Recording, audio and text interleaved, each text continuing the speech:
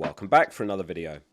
Gameweek 16 around the corner. In this one we're going to be running through everything the experts are doing ahead of the weekend's action. This includes their transfers made, captaincy, the experts team and more.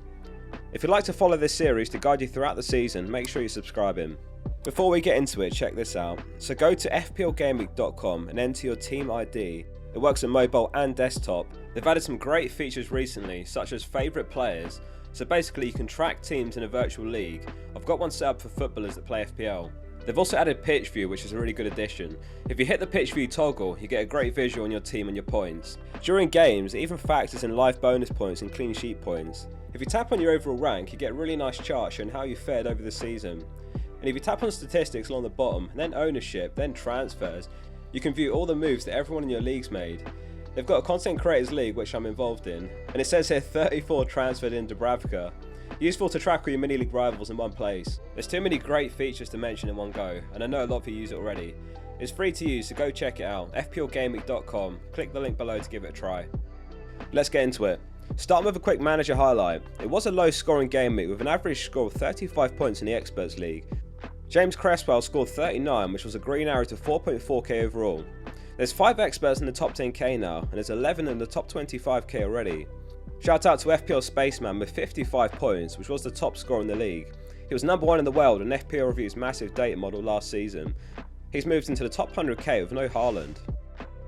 It was a tough mid-game week with injuries and blanks. This week only 10% enrolled in the transfer, 63% making 1 transfer, and 23% have made 2, and 4 have made 3 transfers. In total, 14% have taken a -4 hit this week. Injuries to the likes of Mbeumo has forced our hands. Mbeumo was the 3rd most owned player among the experts before this game week, and as such a massive 78% are selling him. Their most transferred in player is Palmer with 43%, and then Gordon with 28%. If you haven't got either and you're wondering which to get, Palmer's 5.4 mil, so a 0.7 mil saving on Gordon. In terms of non-penalty expected goal involvement, Gordon's ahead though with 6.26 to Palmer's 3.81. With penalties included, Palmer's slightly ahead, but that is with 4 penalties factored in, which carries an XG of 0.79 per penalty.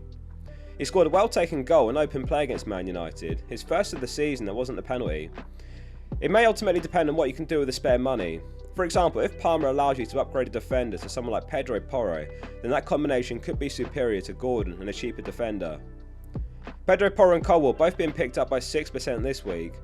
Porro taking some corners and set pieces at the moment, and it seems like the absence of Maddison's benefited him with taking some set pieces and even more involved in the attack now. Spurs and Chelsea are hitting a great run of fixtures now, so with these two you can consider it an area in your team that won't require a transfer for a while, which should always be the aim. You don't want to make a transfer and then be thinking that you're going to need to sort that out in a couple of weeks. Dubravka's being picked up by a further 5%, which just might earn him a spot in the team now. Ariel was a surprise miss for Gameweek 15 with a wrist injury. Moyes was asked about his availability for the weekend and he said, "Not quite sure yet. He's just got a little bit of ligament damage in his wrist. We're not quite sure if he's ready. We thought he would be ready for tonight," in reference to Gameweek 15, and then added, "We'll find out." So not a very clear answer, but the fact that they expected him to make the midweek game could indicate they'll be back for the weekend. Cash has been sold by 9%, Gueye 4%. Interestingly, a couple of managers are looking to take advantage of the Mbeumo injury by bringing Visser in. Archer dropped by 4% and Visser's been transferred in by 2 managers. On to Experts Captaincy for Gameweek 16, here's how they're faring this week. With 92% on Captain Haaland and 8% on Captain Salah. Man City obviously boosted by the return of Rodri and Grealish after suspension for 5 yellows, and anything but 3 points is going to be an unacceptable result here. Some have speculated that either could get a rest, but it definitely won't happen. Salah came off early midweek with a view to the Palace game, and Haaland's too important and his physical presence is going to be key. They've both locked in first place in their groups in Europe as well, so they can afford to rotate midweek rather than now.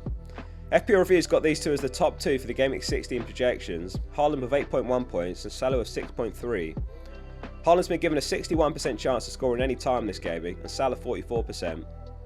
Shout out to Stephen Hinchy by the way, he was the one expert that captained Odegaard last week, and in the end he outscored both Haaland and Salah. Let us know who your captain is going to be in the comments. I've just put a poll up on my channel page as well where you can cast your vote. On to the experts team. We might get a wildcard special video in the next few weeks. Some had earmarked Gameweek 19 with a view to selling the Brentford and Man City assets before the blank and then wildcarding them straight back in. Though you could make the case for using it early now if your team needs it, given Mbeumo's out for potentially a few weeks anyway, so make sure you subscribe for that.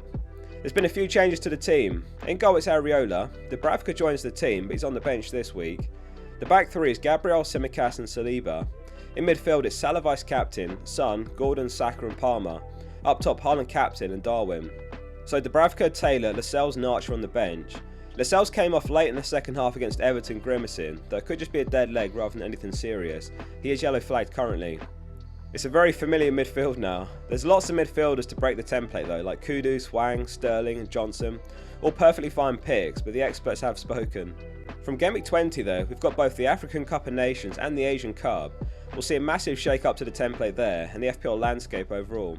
We'll lose the likes of Salah, Son, Mbumo, Visser, Semenyo, Adingra, Anana, Kudus, Aït-Nouri and Hwang.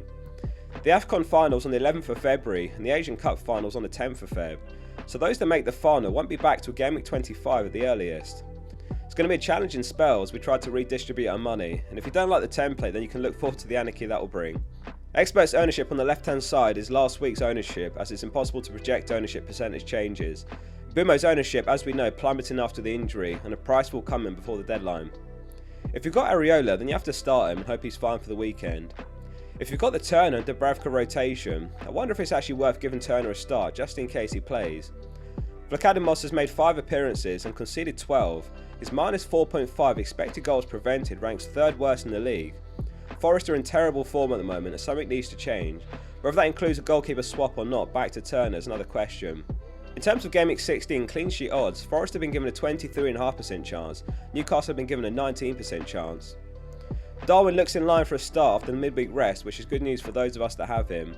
He got an assist off the bench against Sheffield United, and Palace are another side in bad form with a single point in their last 4 games. Rounding off with the experts' tips for Gameweek 16, here's what they had to say this week. Andrew Debenham says it's a squad game going to the Christmas period. With injuries and rotation on the horizon, spending a lot more on bench players will provide the flexibility to manage this tricky period. Ben Coleman says there couldn't be a worse time in the season to lose a nailed-on starter with good fixtures like Mbumo. Whoever owners go for instead, he'll be really tough to replace. Matt Brooks says this upcoming period around Christmas is always carnage, players injured, rotated and suspended, with blanks thrown in for good measure. It can be very much survival mode till January. FPL Obsessed Family says a lot of issues are starting to crop up in our FPL teams. Getting on the right side of luck may well decide how we all fare over the next few game weeks. For my team specifically, I may be forced into an additional transfer to deal with my problematic defence as well as removing the injured Mbumo. And lastly, FPL Cholo says the 2023-24 FPL season, the gift that keeps on giving this holiday season. Thanks very much for watching. Hit subscribe if you'd like to follow this series throughout the season. We'll be live on Saturday for the deadline. See you all then.